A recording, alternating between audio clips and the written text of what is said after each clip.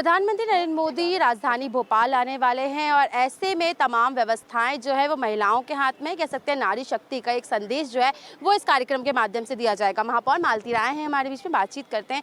Ma'am, नगर निगम की कितनी तैयारियां हैं, किस तरह से, क्योंकि देखिए महिलाओं के हाथ में पूरा दामदार रहने वाला है। निश्चित ही देश के प्रधानमंत्री जी आ रहे हैं, शासकीय कार्यक्रम है। नगर निगम अपनी जिम्मेदारियों को निभाते हुए पूरी व्यवस्थाएं बना रहा है और भारतीय जनता पार्टी नेतृत्व ने बहनों को ये बागडोर संभालने का अवसर दिया है।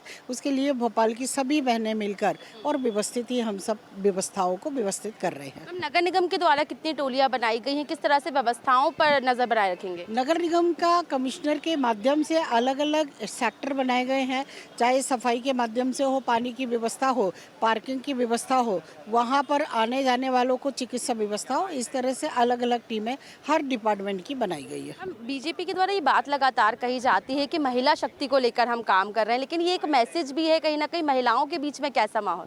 निश्चित ही महिलाएं बहुत प्रसन्नित हैं कि हमारे देश के यशस्वी प्रधानमंत्री ऑपरेशन सिंदूर के बाद पहली बार भोपाल आ रहे हैं और बहनें सभी अपने आप को सशक्त बनाकर और काम कर रही हैं। इतनी टोलियां बनाई गई हैं, आपने भी कई बैठकें ली हैं, लगातार नजर बनाए हुए हैं। उसमें 54 सेक्टर बने हुए हैं। 54 सेक्टर में अलग अलग 5-5 बहनों की टोली बनाई गई है जो बहनों को बैठने की व्यवस्था करेंगे।